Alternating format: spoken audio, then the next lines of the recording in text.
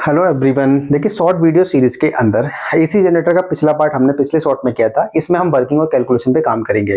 देखो, वर्किंग और कैलकुलेशन में क्या है, एसी जनरेटर का मतलब क्या है, जो मैकेनिकल एनर्जी को इलेक्ट्रिकल एनर्जी में बदले और इलेक्ट्रिकल एनर्जी भी हमारे पास एसी टाइप की बने। ये सारी चीजें हम पिछले में पढ़े हैं, तो अब हम सिर्फ वर्किंग पे काम करते हैं। वर्किंग का मतलब होता है ये रोटेट करेगा, कॉइल आर्मेचर कॉइल हमारे पास रोटेट करेगी और रोटेट करने से उसके मैग्नेटिक फील्ड और मैग्नेटिक फ्लक्स में चेंज आएगा, और मैग्नेटिक फ्लक्स और मैग्नेटिक फील्ड में चेंज आएगा तो इलेक्ट्रोमैग्नेटिक इंडक्शन प्रिंसिपल के आधार पर उस कॉइल के अंदर इंड्यूस ईएमएफ और इंड्यूस करंट प्रोड्यूस हो जाएगी। इस तरह से हमने इसको देखा था। अब चूंकि करंट और हमारे पास बन चुकी है, और करंट को हम एक्सटर्नल सर्किट में लाने के लिए दो सिस्टम का यूज करते हैं, जिसका नाम है स्लिप रिंग्स और ब्रशेस।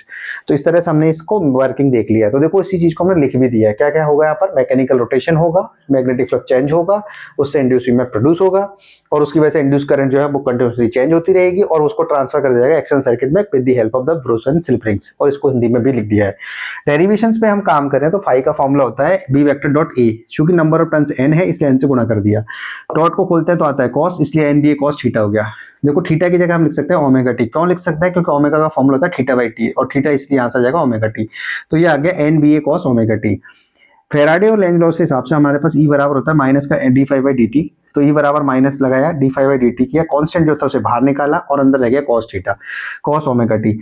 तो ये माइनस कॉस का जो डिफरेंशिएशन होता है वो होता है माइनस साइन, और जिसके जैसे टी के रेस्पेक्ट में कर रहे हैं तो उसके अलावा जो भी चीज है उसका गुणा कर दिया, तो वो ओमेगा जो एक्स्ट्रा था उसका गुणा कर दिया। तो ये माइनस माइनस कैसे हो गया प्लस, एन बी ए ओमेगा आ गया बाहर, और साइन ओमेगा टी रह गया।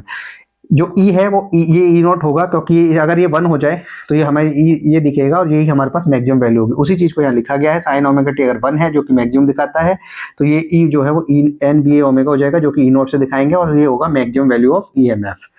इसी तरह से हमारे पास ई बराबर आ गया E naught sine omega T. Ohm's law लगाएंगे तो आई निकालेंगे ई बटा आर से, तो ई नॉट बटा आर साइन ओमेगा टी। तो यहाँ आई बराबर I naught sine omega T हमारे पास आ जाएगा। एन का मतलब है number of turns in the coils, B का मतलब है मैग्नेटिक फील्ड, ए का मतलब है कॉइल का एरिया, और ओमेगा का मतलब है एंगुलर वेलोसिटी। चूंकि दोनों में ही ई की इक्वेशन और साइन आई की इक्वेशन दोनों में साइन आ रहा है, इसलिए इसका जो ग्राफ बनेगा वो साइनोसॉइडल बनेगा, जो कि पाई बाई टू पे और 3π/2 पे मैक्सिमम वैल्यू को दिखाएगा। पाई बाई टू पे मैक्सिमम पॉजिटिव होगा, 3π/2 पे नेगेटिव में होगा। Thank you.